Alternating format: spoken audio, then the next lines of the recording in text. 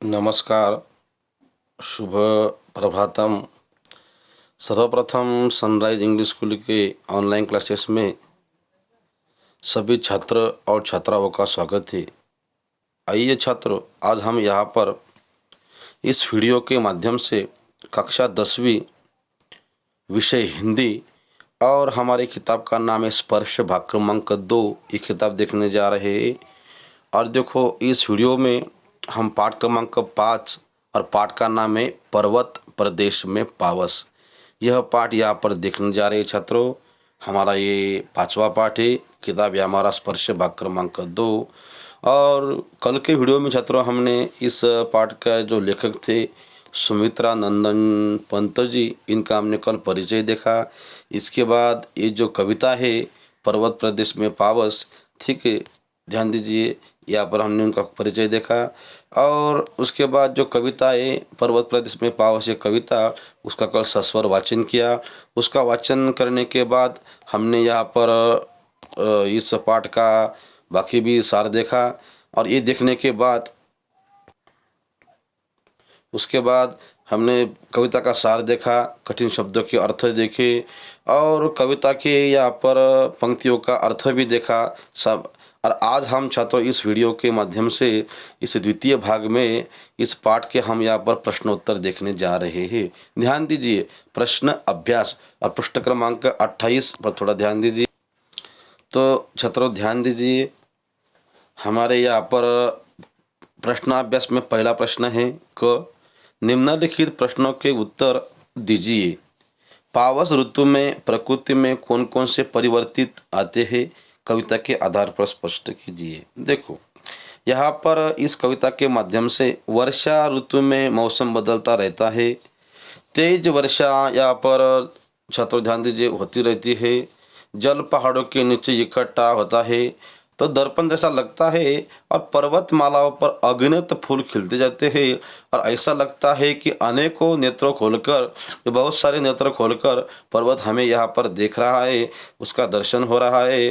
और पर्वतों पर बहते झरने मानो उसका गौरव गाना गा रहे हैं और लंबे लंबे वृक्ष आसमान को निहारते चिंतामग्न दिखाई दे रहे हैं। और अचानक काले काले बादल घिरे जाते हैं और ऐसा लगता है कि मानो बादल रूपी पंख लगाकर पर्वत उड़ना चाहते हैं और कोहरा धुएं जैसा लगता है।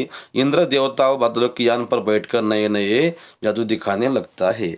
अब देखो यहाँ पर दूसरा प्रश्न, यहाँ पर मेखलाकार शब्द का क्या अर्थ है, कवि ने इस शब्द का प्रयोग यहाँ क्यों किया है। देखो छात्रों ध्यान दीजिए, यहाँ पर दूसरे प्रश्न में मेखलाकार शब्द आया हुआ है, इसका अर्थ देखते हैं। देखो, मेखलाकार का अर्थ होता है गोल, बराबर है। ध्यान दीजिए, गोल यानी कि देखो जैसे कि कमरबंद, यहाँ इस शब्द का प्रयोग पर्वतों की श्रृंखला कर किया गया है। ये पावस ऋतु में दूर दूर तक गोल आकृति में फैले हुए दिखाई दे रहे हैं।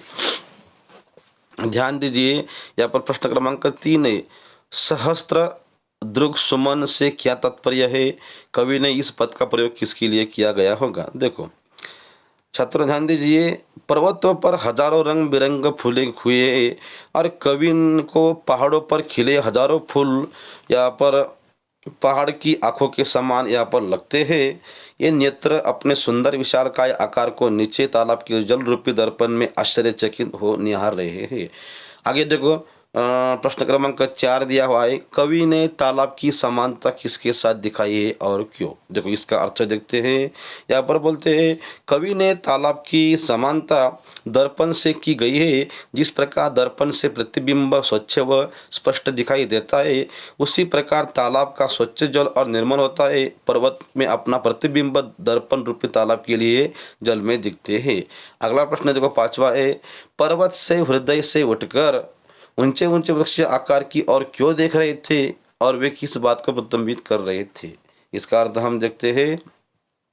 देखो इसका अर्थ ऐसा बनेगा कि पर्वत के हृदय से उठकर ऊंचे ऊंचे वृक्ष आकाश की ओर इसलिए देख रहे थे क्योंकि देखो ऊंचे ऊंचे पर्वत पर उगे वृक्ष आकाश की ओर चिंतामग्न हो रहे थे और जैसे कि वे आसमान की ऊंचाई को यहाँ पर शायद छू रहे थे। इससे मानवीय भावनाओं को बताया गया है और मनुष्य को सदा आगे बढ़ने का भाव अपने मन में रखा गया है।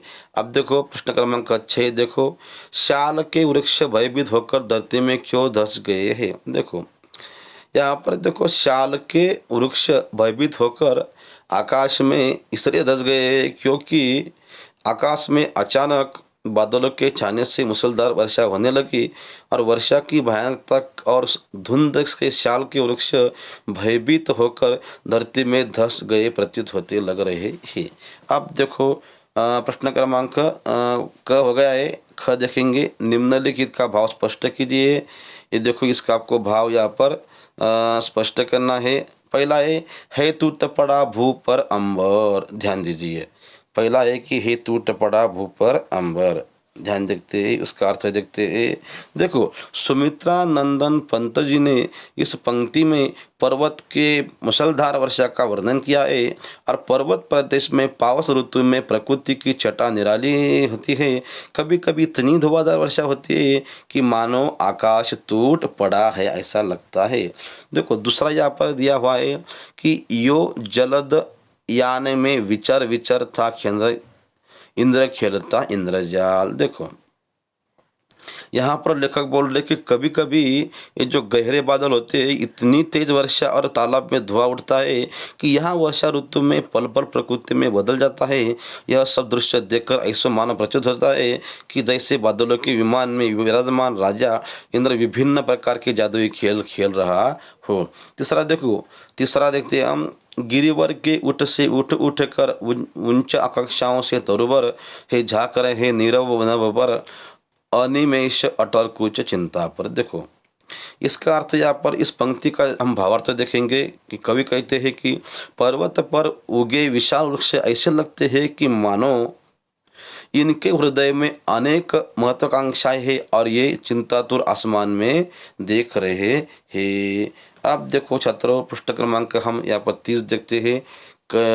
इस पाठ का सौंदर्य इसमें देखो, इस कविता में मानवीयकरण अलंकार का प्रयोग किस प्रकार किया है स्पष्ट कीजिए। देखो यहाँ पर प्रस्तुत कविता पर्वत प्रदेश में पावस, इस कविता में जगह जगह पर मानवीयकरण अलंकार का प्रयोग करके प्रकृति में जान लेखक ने डाल दी गई है, जिसके प्रकृति सजीव प्रतीत हो रही है और जैसे पर्वत पर उगे फूल को आंखों के द्वारा मानवकृत कर उसे सजीव प्राणी की तरह प्रस्तुत किया जा रहा है। आगे देखो यहाँ पर एक उदाहरण देते हैं हम, उच्च आकांक्षाओं से तरुवर हे झांक रहे हे नीरव नभ पर।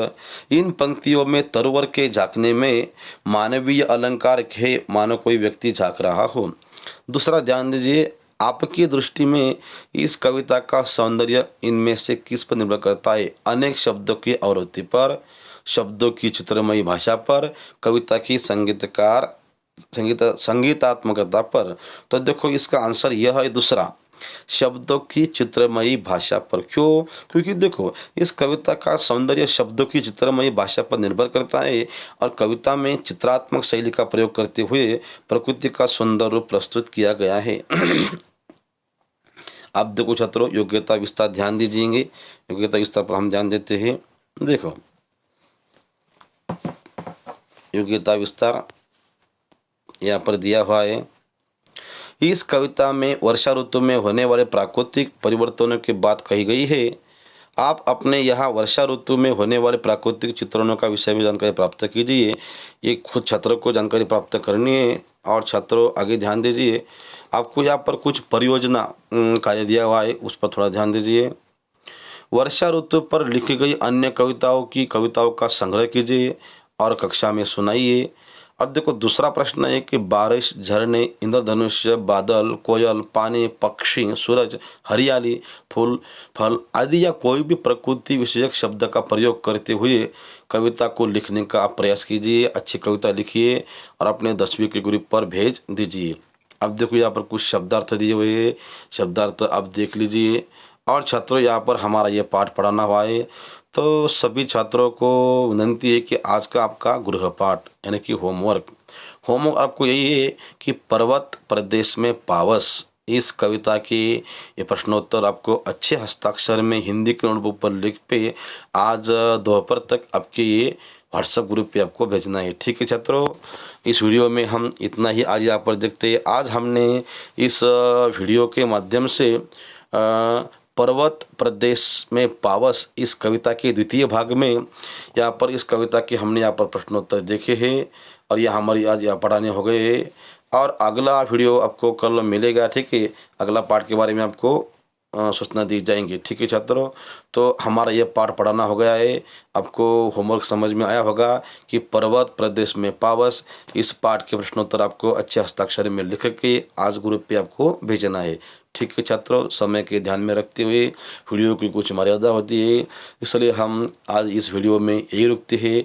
फिर हम कल हाजिर हो जाएंगे आने वाले वीडियो में छात्रों। ठीक है, थोड़ा रुकते हैं एक, तो समय को ध्यान में रखते हुए छात्रों हम रुकते हैं।